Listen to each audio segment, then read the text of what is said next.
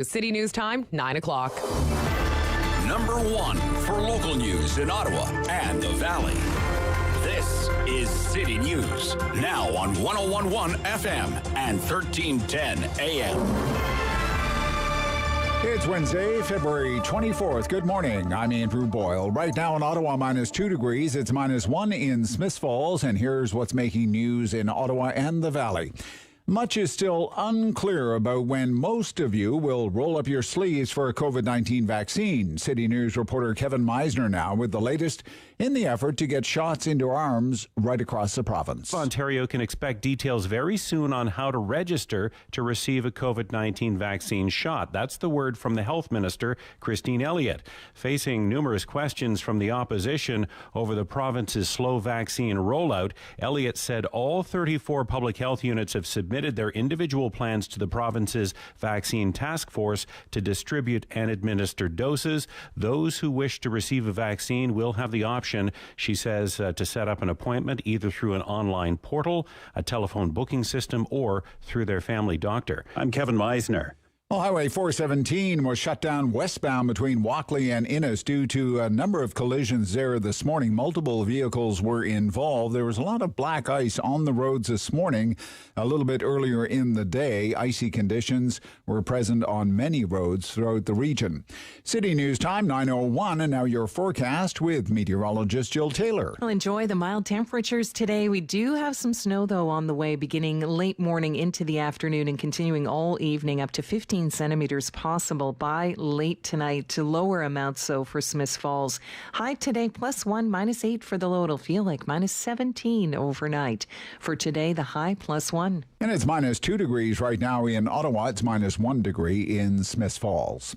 Wes Parsons has officially been sworn in as the newest town councillor in Carleton Place. He took the oath during last night's council meeting, taking over a seat after the unexpected passing of Councillor Teresa Fritz last month. Parsons was the next eligible candidate from the 2018 election. A 2-year-old cat found frozen with one of her hind legs broken is recovering at the Ottawa Humane Society now. Gerda was found on a porch, her body temperature so low it couldn't even be measured. She's undergone surgery to remove her tail and leg, and that was best for Gerda and her recovery. All donations to the Ottawa Humane Society to help her and others like her will be tripled before March 5th. At their virtual summit meeting, American President Joe Biden told Prime Minister Trudeau the United States has no closer friend than Canada. Biden promised to help Canadians Michael Kovrig and Michael Spavor out of Chinese prison. He didn't offer any hints to how the White House might help secure their release, though. There was no direct mention of Canada's hope for exemptions to Biden's Buy American plan, and the Canadian Chamber of Commerce is keen for our country to keep up the pressure, at least on that front. The first police officer on the scene says Tiger Woods is lucky to be alive after his SUV crashed into a median, then rolled over several times on a steep road in suburban L.A. Alex Stone is in Los Angeles, telling us this morning Woods underwent extensive surgery to stabilize several shattered bones in his legs, as well as other injuries. In a new statement overnight, Tiger Woods' team saying he underwent a long surgical process on his lower right leg and ankle yesterday, quoting a doctor saying he has significant orthopedic injuries that were stabilized by inserting a rod into the tibia. Additional screws and pins were needed. They say he is awake, responsive, and recovering in his hospital room. Now, Woods had suffered knee, back, and neck problems for more than a decade. These new injuries raise questions about whether the 45-year-old will play professionally again. I'm Andrew Boyle. For news anytime, follow up online at ottawa.citynews.ca.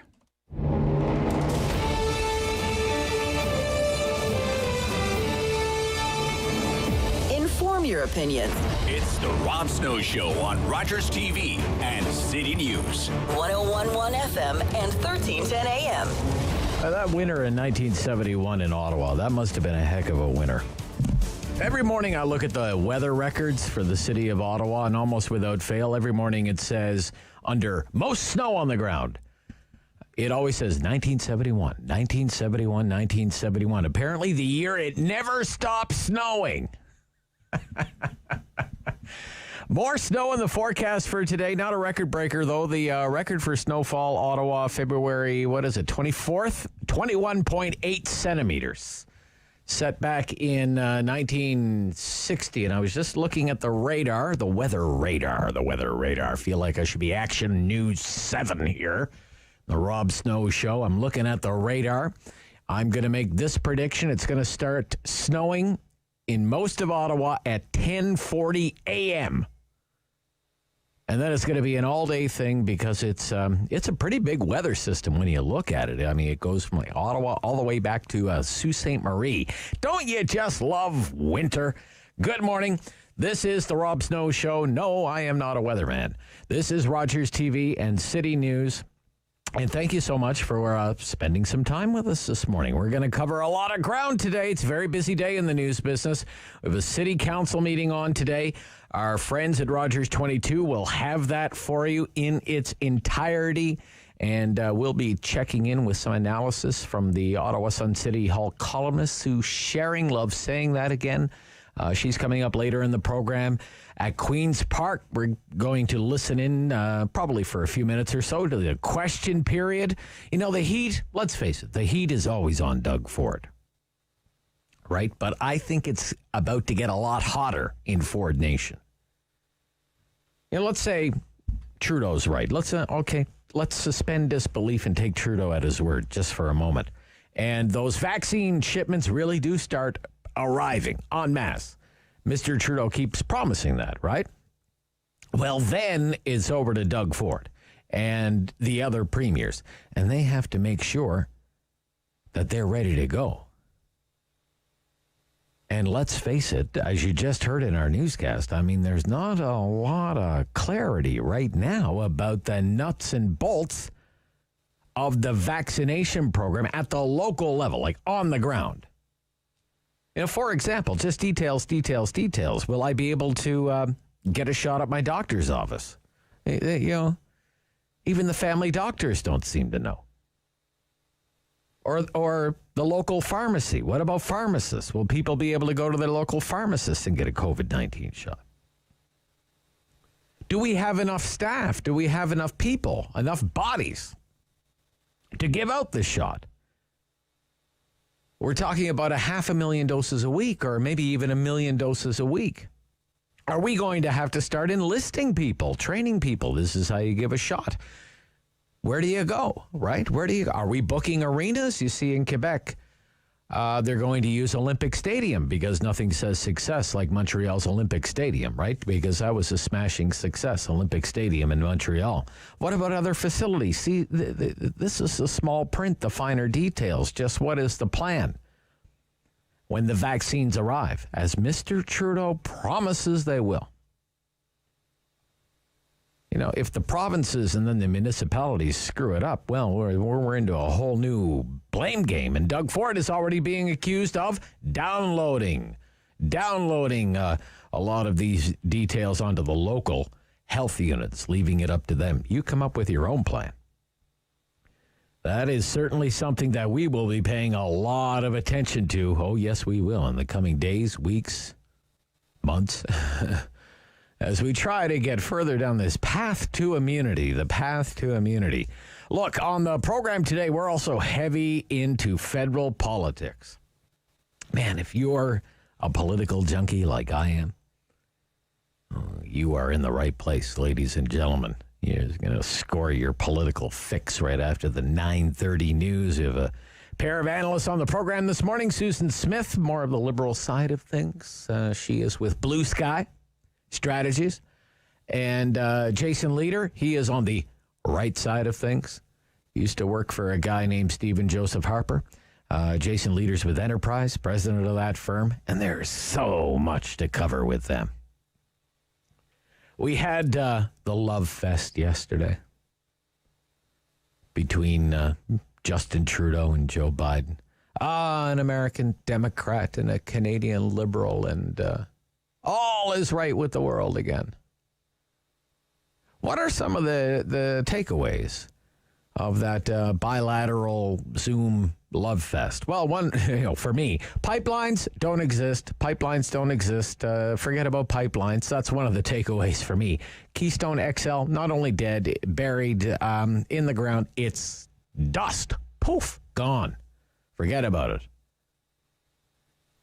And really, have you seen or read anything that came out of that meeting about the future of Line 5? You see anything, David? No. I don't think that came up at all. Line 5, I mean, that is just vital to Canada. And it's such an important story. Imagine, Pearson Airport, no jet fuel. Okay. Gasoline.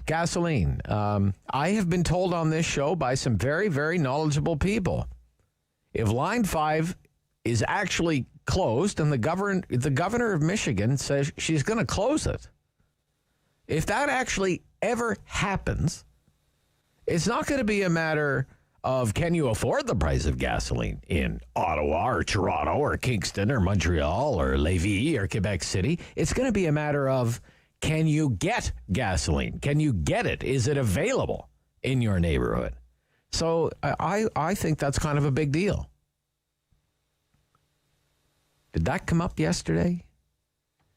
No. It's about the pandemic, and sure thing, right? But it was also about building back better in the fight against climate change. And I will likely get into all of that. My first guest this morning is Annamie Paul. She is the leader of the Green Party of Canada.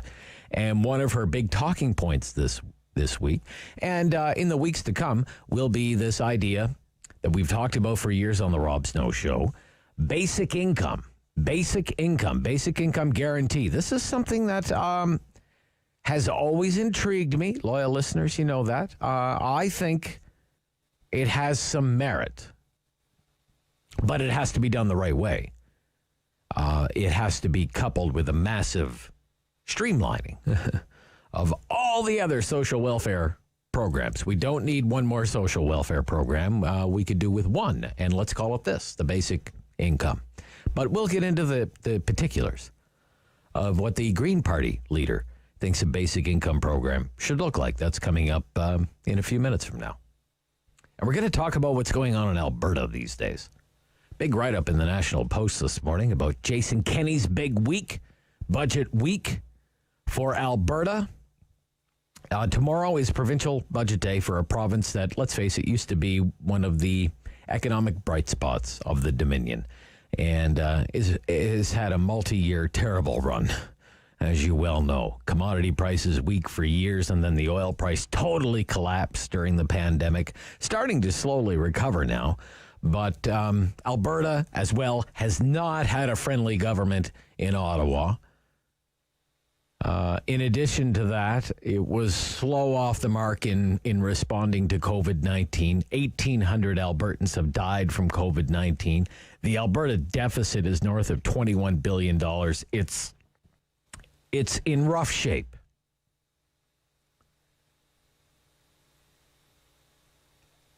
And Alberta does not have a provincial sales tax. And some see that as a potential remedy to narrowing Alberta's fiscal gap. There's no PST in Alberta. It's the only province that doesn't have a provincial sales tax. And Premier Kenney is facing mounting pressure to bring one in. Now, can you imagine that? Can you imagine Jason Kenney doing something like that? We're talking about Jason Kenney. Jason Kenney, the very embodiment of like small government, low tax, fiscal conservative. Can you really picture Jason Kenney, the premier who raises prices on everything by 8%, say overnight, with a brand new Made in Alberta PST?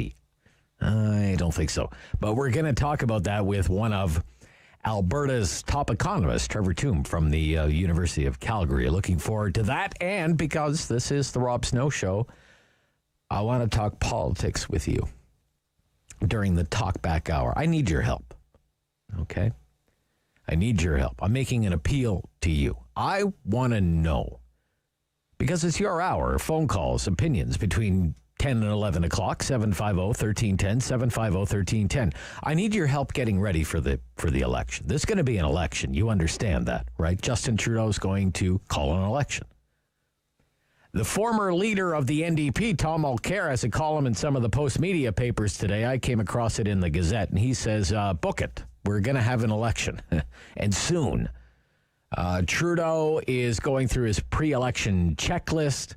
Then there's going to be the budget. It's going to be filled with all kinds of promises. And then there's going to be an election. And the budget will be the Liberal re-election platform. What I want to know from you, just give it some thought and call me at 750-1310 during the talkback hour this morning. What is, and you only get one, okay? You only get to pick one. What is that issue? That one thing, that one issue that is going to decide how you vote in the election. That one issue that settles it for you. This is my issue, and I'm voting for this party. I don't really care who you're voting for. I have a good idea.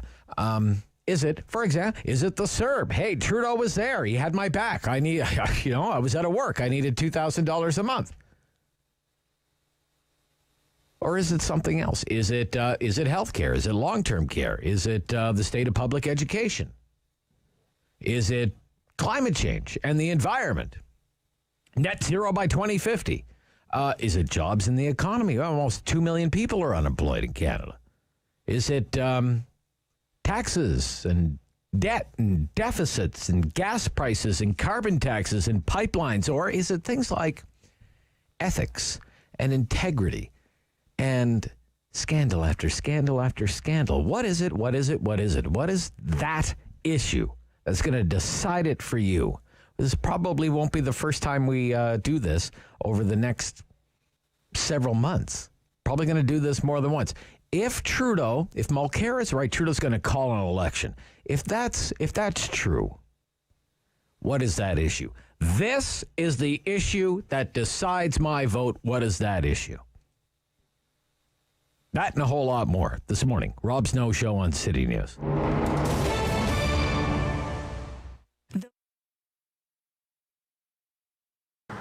I always knew I was going to own my own business, and I've always wanted to have a store. And I sort of figured when the right concept came together at the right time, I would move forward with that plan.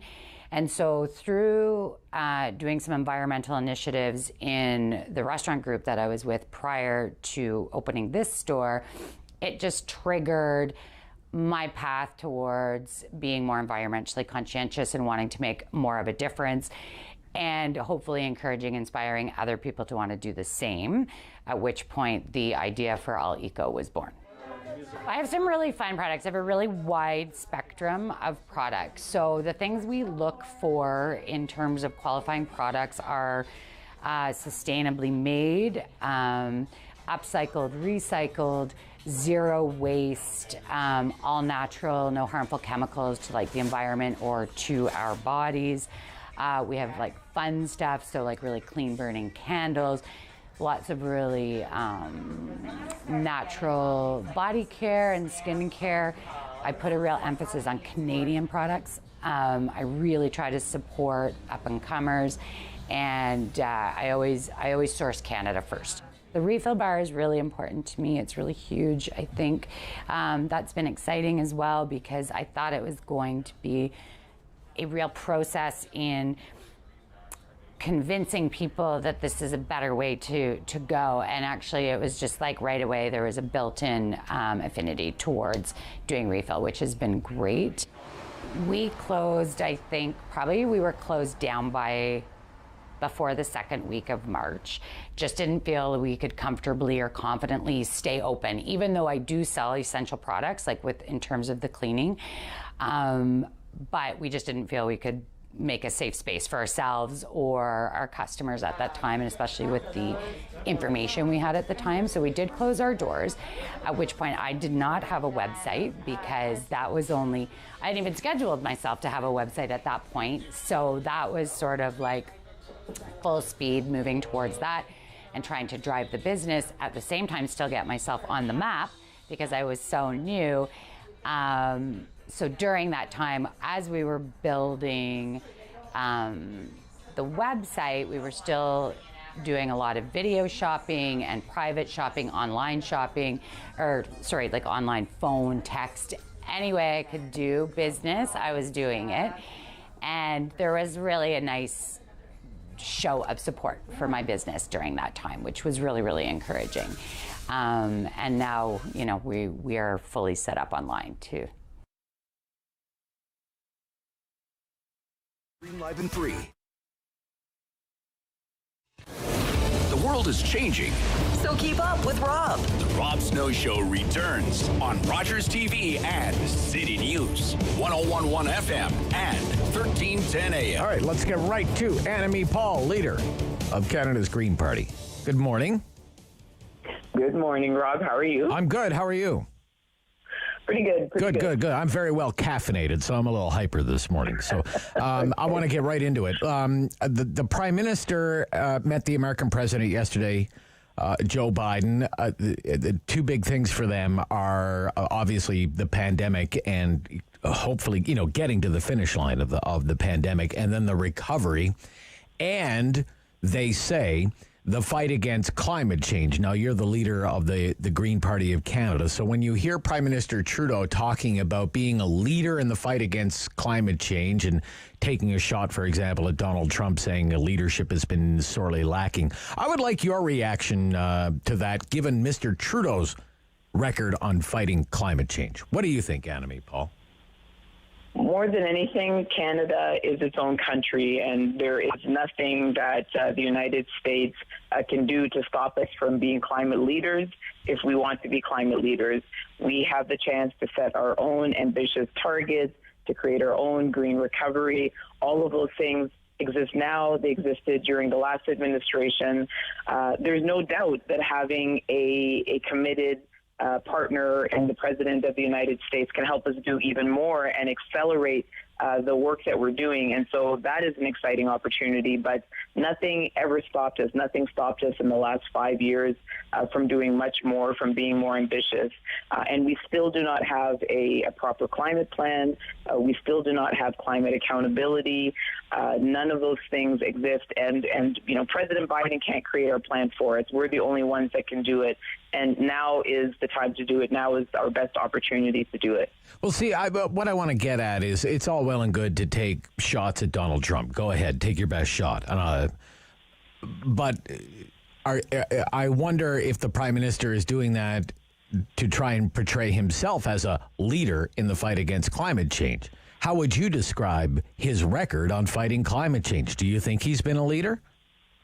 Well, I've always, when the climate plan and the climate accountability legislation came out, I described it as smoke and mirrors. Smoke and mirrors. It's, okay. It's smoke and mirrors. It's not an easy thing to say, because the Green Party is one that really focuses on trying to work with the other parties. We don't consider the climate to be a partisan issue, but you get to a point where you just have to call things as they are. And this is smoke and mirrors. You can't say that you are a climate leader and not be willing to increase our greenhouse gas emissions targets, the reduction targets. You can't call yourself a climate warrior and continue to build pipelines across the country, continue to frack gas. Those are not things, and continue to bring online new oil exploration projects at the same time that our international allies are moving away from all of that. And we know that President Biden is moving away from those things. So those things are not consistent with climate leadership. None of those things are dependent upon what any other country does. We are responsible for our own fate and our own policies, and we need leadership that is truly going to be committed to a green recovery and to doing our fair share to tackle the climate emergency. Okay. I want to switch gears. Right? Yeah, very clear, Annamie, Paul, as usual. Yeah, it's good. Basic income guarantee. You're calling on the federal government to start discussions about implementing a basic income guarantee.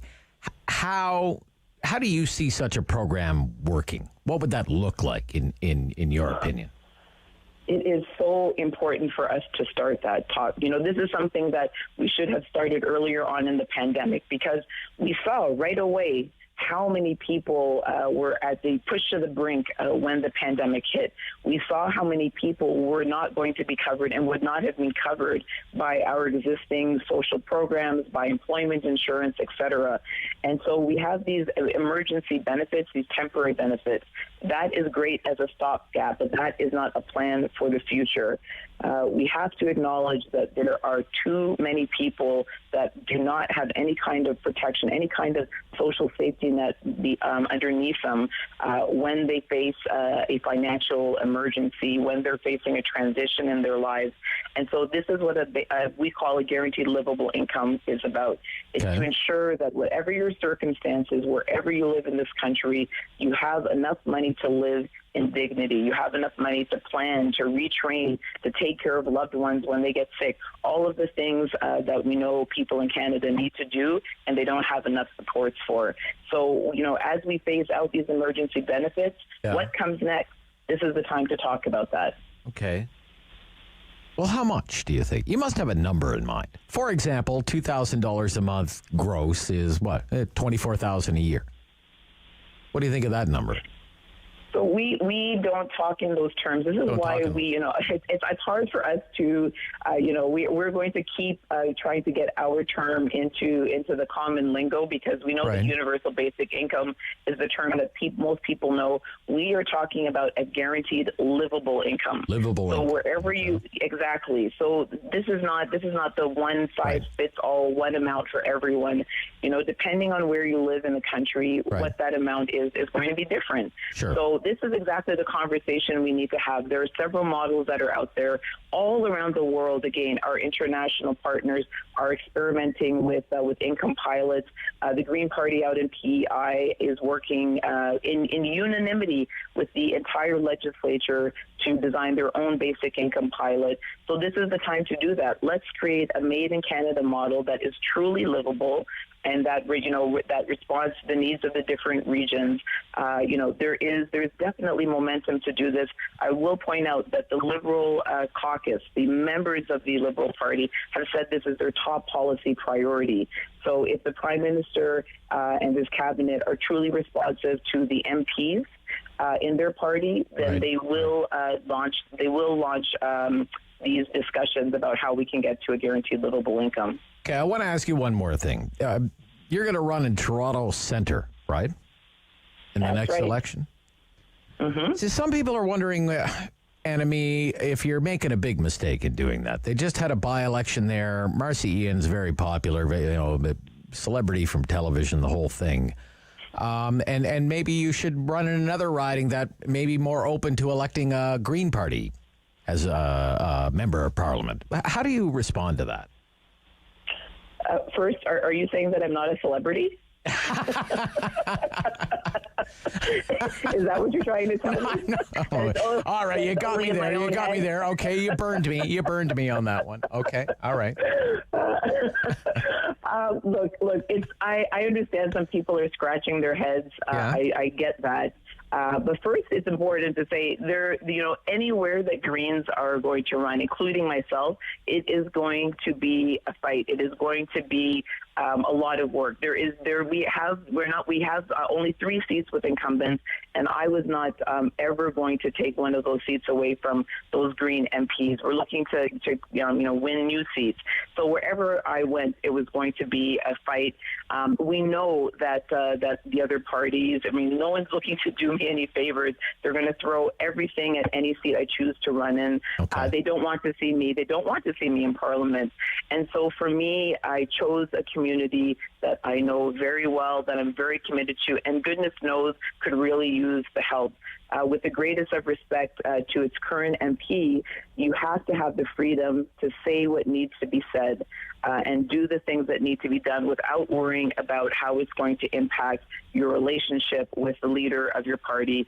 I'm in the position to do that. And so I think that that's what people in Toronto Centre deserve. They are doing everything they can to support each other and the people in their community. They really need a federal MP that is accountable accountable to them and loyal to them above all else. And even as the leader of the Green Party, that will always be my top priority. So I'm hoping that they agree. We were really encouraged by what we saw in the by-election, and we'll see. I know that it's a what do you call this? It is definitely a gamble, but it's not a reckless gamble. It's something that I think that residents in Toronto Centre are ready for if we do the work. So I'm ready to do the work. Good luck. Always enjoy our conversations. Thank you again. Bye-bye. Thanks so much, Rob. Take care. Bye. Annamie Paul, the leader of the Green Party. 9:30, news coming up, and then your political fix on City News.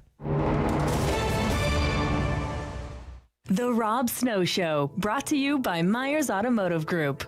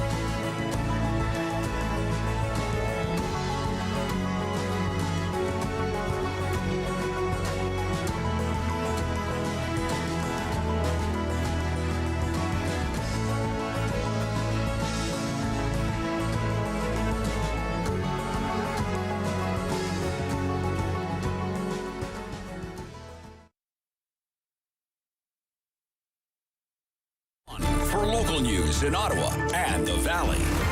This is City News, now on 101.1 FM and 1310 AM. It's Wednesday, February 24th. Good morning. I'm Andrew Boyle. Right now in Ottawa, it's -1 degree. In Smiths Falls, it's 0. And here's what's making news this hour. Ottawa City Council will be voting this morning on the addition to the Chateau Laurier. 2 separate committees have given their approval just this month to the Majors Hill Park side of that building to have twin additions. There will also be a regular COVID-19 update at City Council scheduled to get underway in about a half an hour from now. American regulators say Johnson & Johnson's single-dose vaccine is about 66% effective overall at preventing moderate to severe COVID-19. On Friday, a panel of experts will debate if that evidence is strong enough to recommend the vaccine to the U.S. Food and Drug Administration for approval. 2 collisions on the 417 closed the westbound portion of the highway. That closure, Walkley to Innis. The Hunt Club is the off-ramp now to avoid that collision area. City News Time, 9:33. I'm Andrew Boyle. For news anytime, follow up online at ottawa.citynews.ca. Firm. Fair. Fun. The Rob Snow Show returns On Rogers TV and City News, 101.1 FM. and 1310 AM. Let's launch right into it. It's time to score your political fix. Joining us this morning, Susan Smith from Bluesky Strategies. Susan, good morning. Good morning. I hope you're well these days. I am, sir. I am. Thank you very much. And you, I hope, too. Jason Lietaer is here as well from Enterprise. Good morning, Jason. that's not nearly as warm a regards as Susan. And I hope you're well these days. I'm a little mad here. Morning, guys. How are you? Everybody's good, I think. Jason's in Toronto today, so let's go here.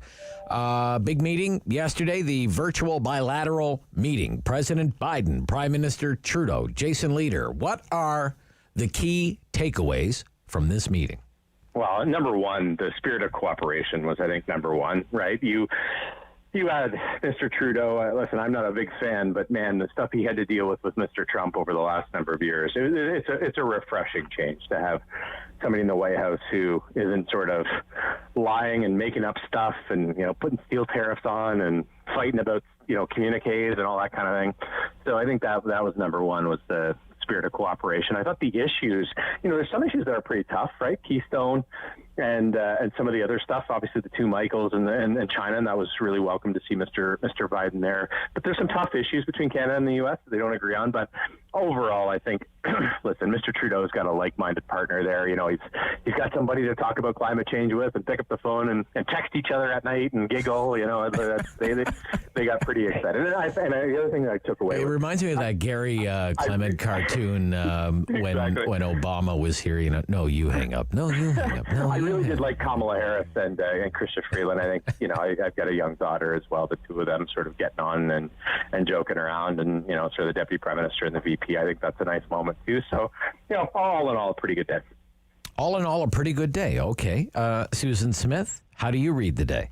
I actually agree with my friend Jason on that. Okay. It's really nice to see a reset. I think Canadians may be either overtly or covertly breathing a sigh of relief. The Prime Minister, was kind of pointed in one respect, saying, Americans have been missing for the past little while on the climate change front, so he's glad they're back there.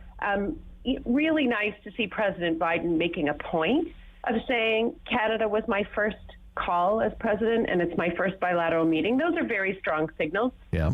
As Jason pointed out, we aren't always going to get along. We don't always get along. But at least we're back to civility, normalcy, cordiality on things. And I think that's really important. These two administrations have a lot in common. I think the Buy American issue, it didn't come up overtly. This will be the next sticking point between the two. But I think the doors are open for conversation. And this, the Biden administration at least understands the integrated supply chain. They didn't need pictures drawn for them about what that means and the implications for both American business and labor and Canadian business and labor. Okay. So Susan kind of hinted at it there. It's it's kind of all sunshine and lollipops right now, rainbows everywhere. But there could be some stormy skies, I guess. Sticking with our analogy here, what are some of the headwinds here, Jason, in this relationship? Yeah, and they're pretty. On day one, it was our first meeting, but on day one, back when he took over, canceled the Keystone Pipeline. That was a bit of a shot across the bow, right? Yeah. I know it's not a shot at Canada, but it has devastating impacts on our oil patch. Number two, Mr. Biden really likes us, but not quite enough to give us a little bit of vaccine. So, he really likes us. So, they're doing 2 million people a day. He doesn't like Mr. Trudeau enough to give him a little bit of vaccine, which, is going to come and go. But it's one of those things where it's like, a million or 2 million would really help. And that's not even, that's not even a day of what they're doing down there. Number three, the Buy American stuff that Susan raised. That's a huge issue. That's huge, right? Yeah. We've got infrastructure spending. Mr. Biden's going to spend a heck of a lot of money over the next couple of years, and he's going to try and and so, you think, oh, well, Mr. Biden and Mr. Trump, they're completely different. Well, on the Buy American and on the America First kind of stuff, he's Biden's just as much as Trump, America First on vaccines, and it looks like he's going to be just as much America First on infrastructure. Now, I'm hopeful that they'll be able to come to a deal there.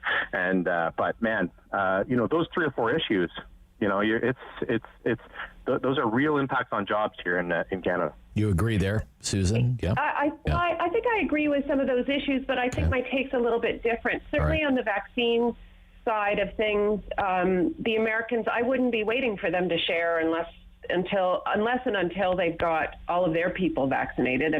It's such a disaster down there when you hit 500,000 deaths. But I do think, given the nature of our relationship, with the Americans. When it becomes time for them to start shipping them, I think there'll be an opportunity for us. Whereas with Mr. Trump, I wouldn't have been confident that would have been, in fact, the case. On the Buy American, as I said, I think those conversations will happen. They understand supply chain back and forth. Right. So I think that's good. There's a sticking point. And then there's always the traditional sticking points that we have, softwood lumber and others. But by and large, these are two administrations that are, generally aligned and in some cases very much aligned on key policy issues like climate change and others. Right. So and inclusion and diversity and so on. So I think that's nice to have. Isn't there somebody in the Biden administration who used to be a key Trudeau advisor? Does anybody know? There's somebody I don't know in about that, but I think they share someone in the same circle or something. Anyway, okay, all right. It's kumbaya right now, right? It's kumbaya. Well, I think it's after it's a very solid start. Yeah, after 4 years of walking on eggshells, it's okay, all right. Let's move along. In a column today, former NDP leader Tom Mulcair predicts an election is coming soon. He argues that Trudeau's recent announcements make it clear they're shoring up their key voting groups and they're going down a checklist, whether it's voters who their main issue is climate change, or people who are collecting CERB, millions of people who are collecting CERB, gun control. New Canadians with an announcement on making it easier to gain permanent residency. Quebec with bilingualism. First of all, do you agree with that analysis that he is kind of going through this checklist and shoring up key constituencies, if you will? Why don't we start right there? Do you agree with that premise right there, Jason? Oh, 100%. Yeah, Rob. Yeah. I mean, he's mad at himself for not calling an election in the lull between the first and second waves last fall, and he's not going to make the same mistake again. There's this checklist that he's going off. There'll be, they'll really know they're getting serious when they make a big announcement on Indigenous water. To try and finalize some of that stuff. Okay. But yeah, 100%. I mean, they're just going through interest groups and they're checking them off. The budget's going to be most provinces. And this is an interesting, the really interesting part. Most provinces are essentially putting off their budgets till the fall. So they're doing essentially a recovery budget in the fall. They're going to do just sort of a stand pat, economic statement. It'll be called a budget, but the spring is not really when most of them are going to spend a lot of their money. Okay. Whereas the feds are going to do the opposite. The feds are going to spend a lot of money this spring in advance of a spring election. That's how you'll know for sure, is if Mr. Trudeau comes out, with guns blazing on the spending for the spring, and that's what they're planning right now. Okay. What do you think, Susan? What do you think? Going through the pre-election checklist, according to Tom Mulcair, that's what's happening right now. Well, I think that's probably a safe interpretation of that, but another angle on it could be these guys. I mean, we have to remember 2019 was the election, right? November 2019, and by March we were in full global pandemic 2020. So there was a very short time frame to un-COVID interrupted time frame to implement the platform that the Liberals ran on in 2019. So there is still a list of commitments that they had to do from a governing perspective. But realistically, people wanted them focused on COVID, and they had to be focused on COVID and dealing with the pandemic. Now, some of these things have moved along, and so the government has been announcing updates on them. There's no question. Yes, you could argue they're checking boxes, but they're checking the boxes that they said they would do.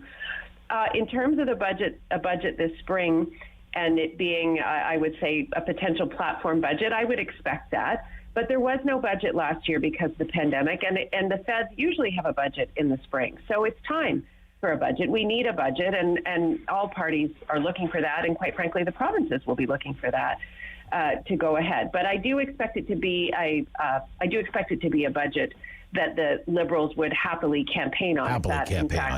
So in addition to, say, what's been announced already, what do you think is still to come, Susan? I think the one thing that I would expect to see in particular is movement on childcare. There's been, lots of data, lots of facts and lots of lived experience for people, particularly women, but families really struggling with the childcare scenario in the pandemic lockdown. And so I think the government will move to something on that front. That's what I see kind of a big key piece.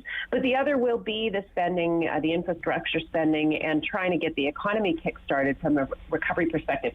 I see smaller bits of money going to groups, communities that have been impacted by COVID, whether it's on the arts and culture side or others, trying to get things kick-started there. The goal will be to, get some gas into the economy, and so people can put their feet on it and drive, move ahead with comfort.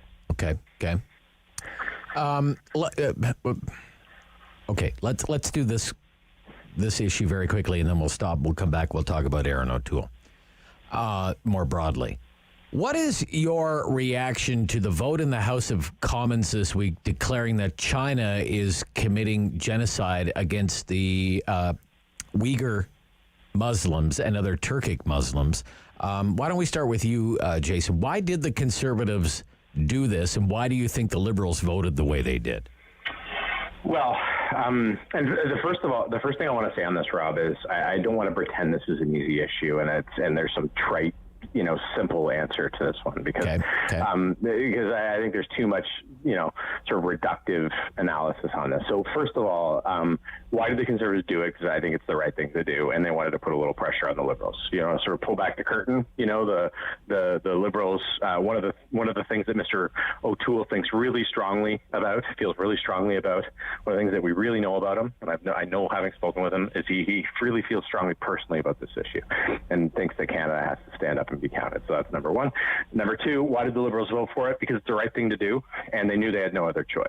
I think, if they voted against this motion, they would have shown that, they would have looked like spineless cowards, and they would have also looked as though they were it's so true that it's just there's no other way to vote on this. It's plain as the nose on your face. But what about the cabinet abstaining and the prime minister? Well, I mean, a bit of an embarrassing position to be in, and again, I don't want to sort of be as reductive as to say, boy, they should be ashamed of themselves. Like, I get that there's some strategy here. Like, I'm not dense enough to know too dense to know that there's not a strategy here, which is let the Liberal MPs, let the Liberal cabinet be the good cop.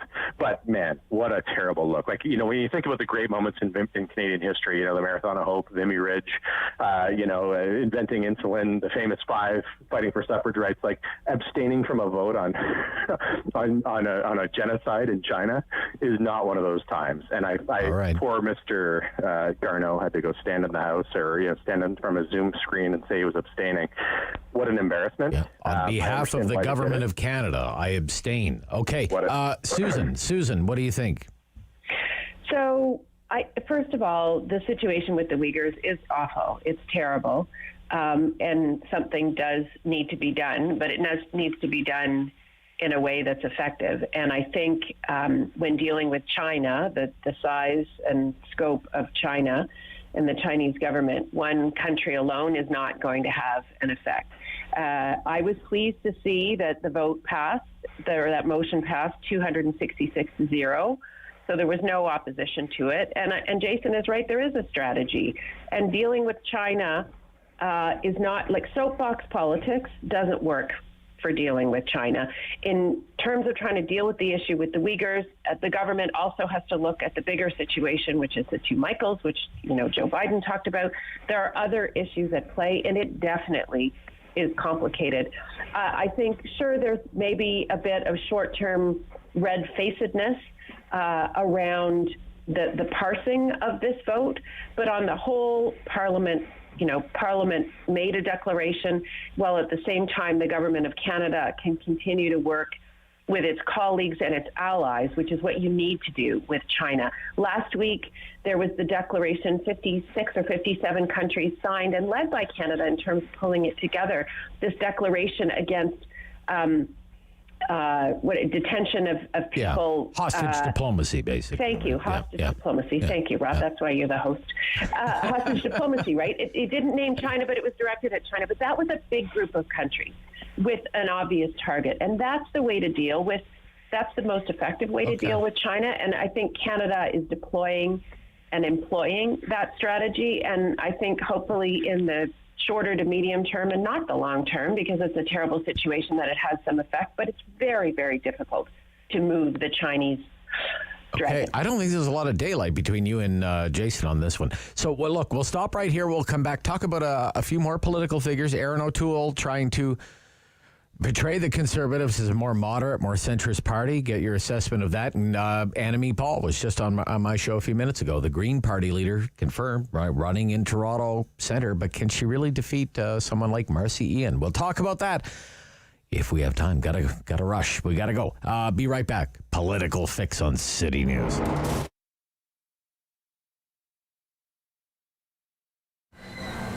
The Snowsuit Fund is in almost its 40th year. We've been helping low-income families keep children warm during our cold winters in Ottawa. Last season, we distributed over 16,000 snowsuits to families in our Ottawa area. Well, it originally started with just a handful of snowsuits being handed out, and it has now grown to 16,000 each year. All families must qualify for a snowsuit. We have a eligibility criteria that we follow, and it's based on low income. We follow the Stats Canada guidelines. If families are receiving assistance, they receive a snowsuit from us if they need one. We are no government funding. We are supported by the community. All our donations come from generous supporters in the community. People can donate directly to the Snowsuit Fund. $50 buys a brand new snowsuit for a child in need. Online, you can do through Canada Helps or directly through the Snowsuit Fund. Well, the Snowsuit Fund has really had to change its operation this season with the physical distancing. Normally, we have many families coming in at the same time. We are now by appointment only. We don't know if our numbers will increase, but we expect that they will go up this season. Unfortunately, this season we are not able to have the volunteers due to the spacing. Last season we had over 700 volunteers, but this year we have only allowing 8 volunteers, and they have to be continual volunteers on a regular basis. So we're not changing and introducing new people in the depot. It's just a great charity to get involved in, and it's really when you come here and see what happens at the depot that it really starts to hook you when you see people walk in. I mean, it's changed a lot this year in terms of how the depot is working, but I was here in the days when families would show up and there could be anywhere from a mother and a single child to 12 family members, getting snowsuits and running back to the warehouse and getting different colors and different sizes. And the one constant that has always stuck with me is when you take a snowsuit out and you see a child's face. I mean, if you want to see some bright eyes and some wide grins, it's amazing. When they leave here, they're just incredibly happy. Well, I think this year with COVID, I think it's very important that children have the opportunity to play outside and have a warm snowsuit. And thanks to the generous community, we are fortunate to provide these snowsuits to them. And I hope that once again we can count on their support.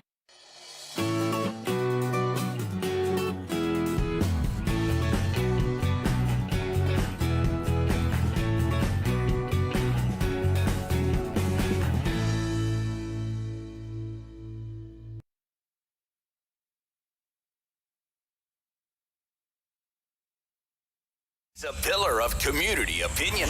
The Rob Snow Show returns on Rogers TV and City News. 101.1 FM and 1310 AM. Okay, we don't have a lot of time. David says we only have 5 minutes to go here. Political Fix, Susan Smith from Bluesky, Jason Lietaer from Enterprise. I do want to talk about Annamie Paul because she was just on our show, and I asked her about running in Toronto Centre. They just had a by-election there because Bill Morneau left, and then the Liberals, their candidate was Marcy Ian, who used to be on, what's that called? CTV Morning Live or Canada AM or whatever it's called, the CTV morning show. And she won. It's a very safe Liberal seat. And I asked her, Annamie Paul, why are you going to run there again? And so for me, I chose a community that I know very well, that I'm very committed to, and goodness knows could really use the help. With the greatest of respect to its current MP, you have to have the freedom to say what needs to be said and do the things that need to be done without worrying about how it's going to impact your relationship with the leader of your party. I'm in the position to do that, and so I think that's what people in Toronto. I don't know. I question the wisdom of it. What do you think, Jason?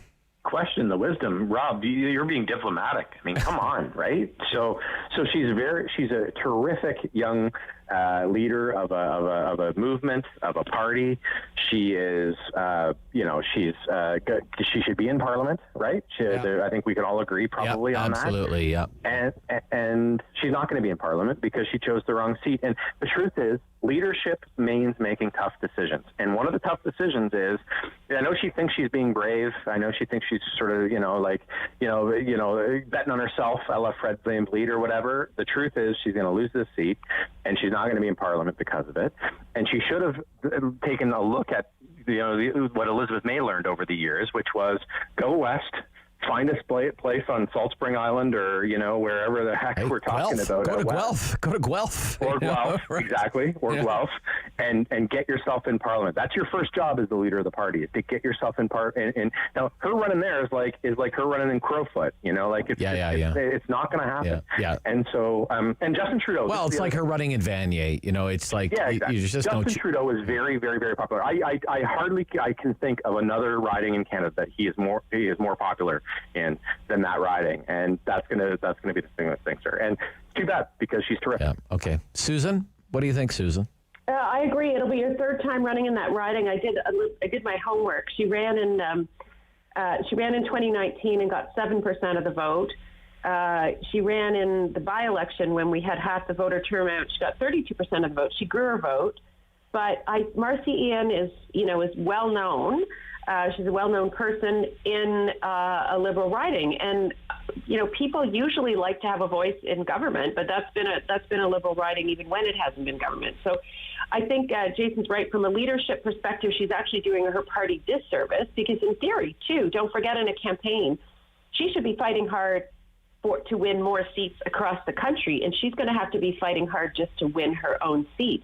So her own election energies will be not divided the right way. Either she's going to let the party down because she's not channeling where she needs to be to help grow the seats overall, and she's also not going to be able, or she's not going to be able to put the time and energy she needs in to try and grow her own vote in the riding. Yeah. Okay. Aaron O'Toole, let's say 90 seconds here. Aaron O'Toole has been trying his best to portray the Conservative Party of Canada as a more moderate, more centrist. Is he making any progress there, do you think, Jason? Is he doing okay? I think very little, and I don't think it has anything to do with Mr. O'Toole. Governments defeat themselves or they don't, especially in this kind of a scenario. The good news for Mr. O'Toole is that Mr. Trudeau's negatives are up a little bit. The vaccine schmozzle has hurt him a bit.